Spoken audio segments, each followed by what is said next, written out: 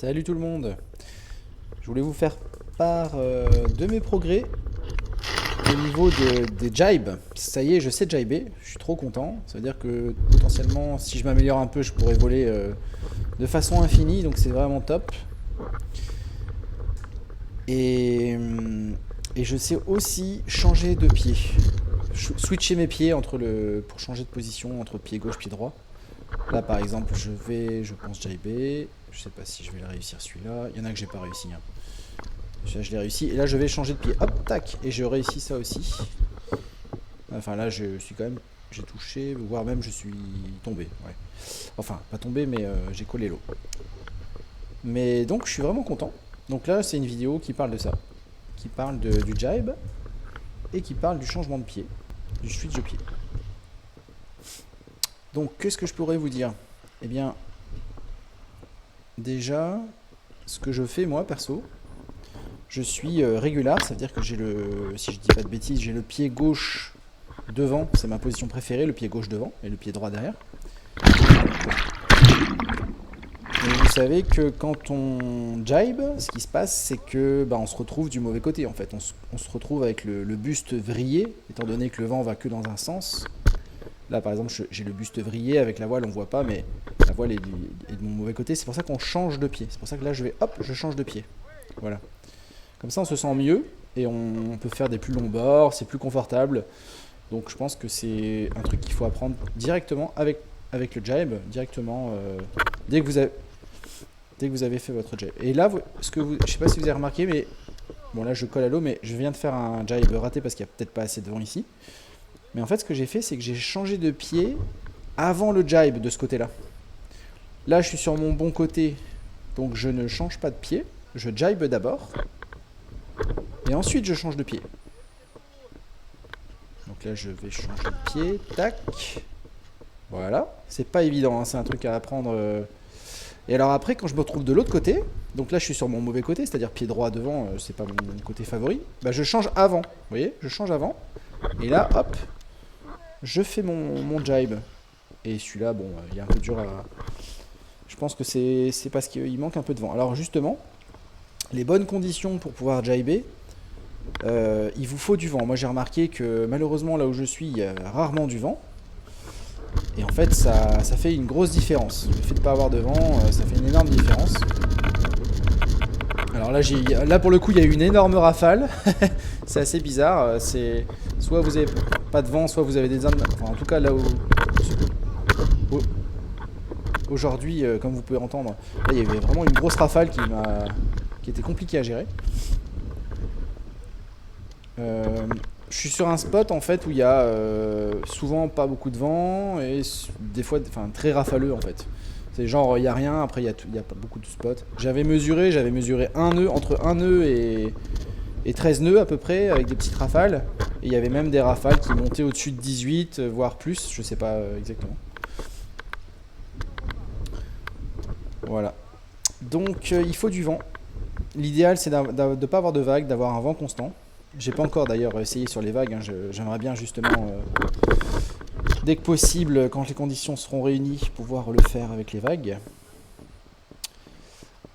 J'espère que j'aurai le niveau de le faire, je sais pas. Je devrais progresser du coup, parce que mon but c'est quand même de pouvoir en faire partout, surtout avec les vagues, parce que c'est là où je pense on a des super sensations de liberté, où on peut laisser la voile derrière soi, flotter et utiliser la force de la vague. Et donc voilà, donc il vous faut, l'idéal c'est ça, c'est d'avoir un foil qui vous porte, qui est sympa, une planche avec un volume convenable. Donc celle que j'ai là c'est une 95 litres. Le foil que j'ai c'est pas un low aspect, c'est pas un foil débutant, mais c'est un foil XXL, 1850 cm². Donc il a quand même moins de surface que mon premier foil que j'avais eu, le foil débutant 2100. Par contre, il est plus fin, donc il va plus vite, il glisse mieux en fait. Et moi j'aime bien, je trouve que ça, je pense même que ça aide peut-être pour faire les jibes. Ceci dit, l'inconvénient c'est que si vous n'allez pas assez vite, vous allez décrocher beaucoup plus vite qu'avec un foil low aspect. Donc un foil débutant, l'avantage c'est que vous pouvez démarrer, décoller beaucoup plus tôt et maintenir le vol dans des vitesses vraiment lentes. Donc là j'avais checké sur le ponton si la caméra filmait parce qu'il y a une petite lumière, mais on la voit pas en fait, même on la voit très très mal. D'ailleurs pendant cette session j'avais une montre là qui me permettait de déclencher l'enregistrement que j'ai perdu. Je l'ai vu dans le montage, hein. J'ai vu qu'à un moment je la fais tomber, enfin on la voit tomber en fait, mais j'avais pas fait gaffe.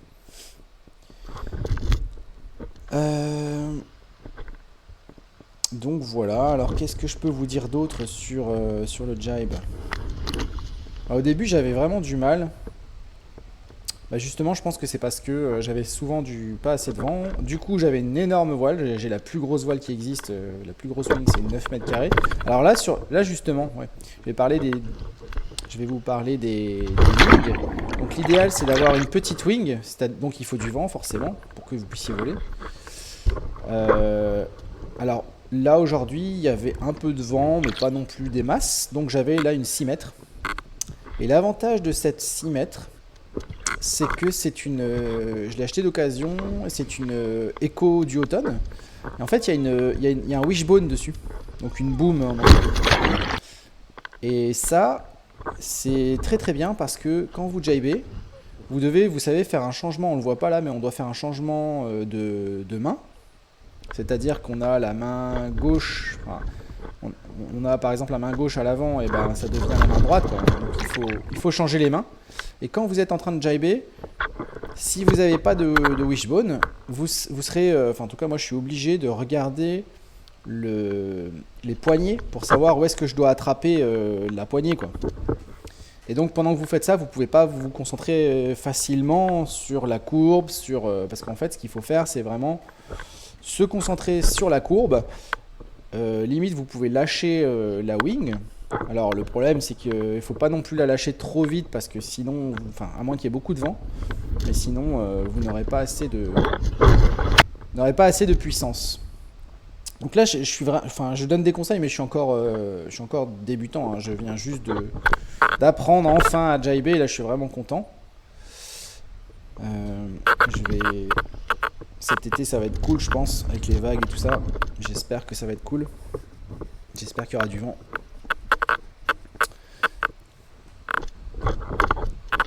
Donc voilà. Donc je pense si vous êtes débutant et que vous savez voler avec votre low aspect, vous pouvez déjà commencer les jibes. Ceci dit, vous pouvez aussi, si vous avez envie, prendre un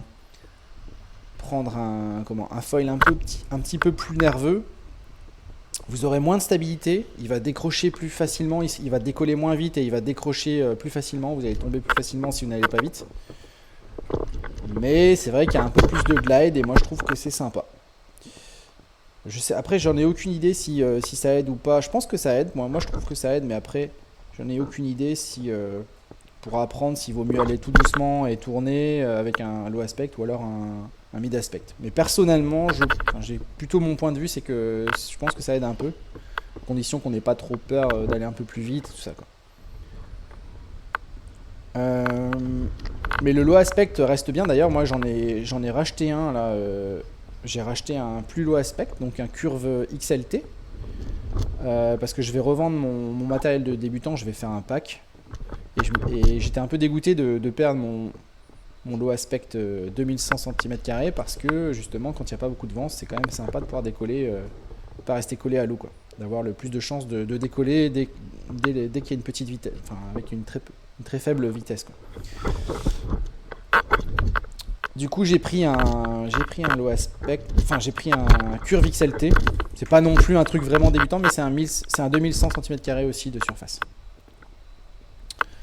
Il va un peu plus vite qu'un débutant, mais voilà, ça reste plutôt low aspect. Mais là, c'est un fluide XXL que j'ai là, et donc c'est un peu plus nerveux.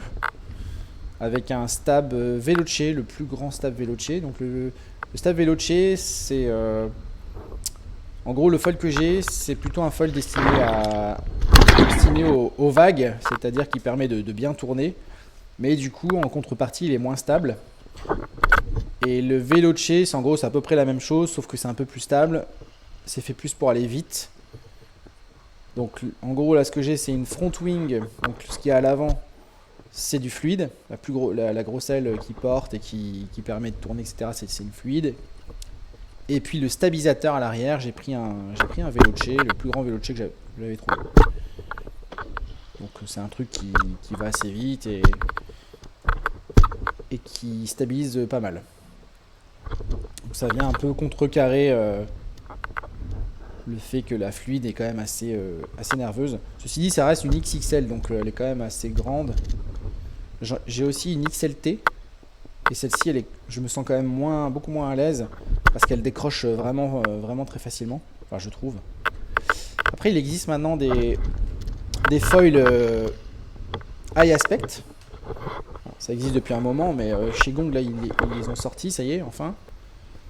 Bon, après, le problème, c'est que c'est encore beaucoup d'argent, ça coûte cher, tout ça. Donc, moi, personnellement, j'aimerais bien en avoir un, mais je vais patienter un peu.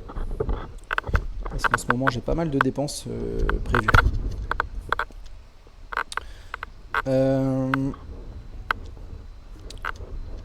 Revenons-en à nos moutons.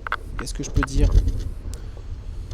Donc oui, la taille de la wing, c'est important que ça. Enfin, plus vous avez une petite wing, plus c'est facile. Vous le verrez à la fin de la vidéo, le vent c'est un petit peu faibli et j'ai choisi de prendre une 9 mètres. Ben, j'ai trouvé que c'était vraiment beaucoup plus difficile. J'ai vraiment vu la différence. Parce que non seulement j'avais plus la boom, donc pour le wishbone, là, pour mettre mes mains sans regarder, que je trouvais vachement bien. Mais en plus de ça, en fait c'est, comment dire, c'est une aile simple, vraiment bien, la 9 mètres c'est une aile vraiment bien. Bah, je vais peut-être en parler après, parce qu'on va la voir.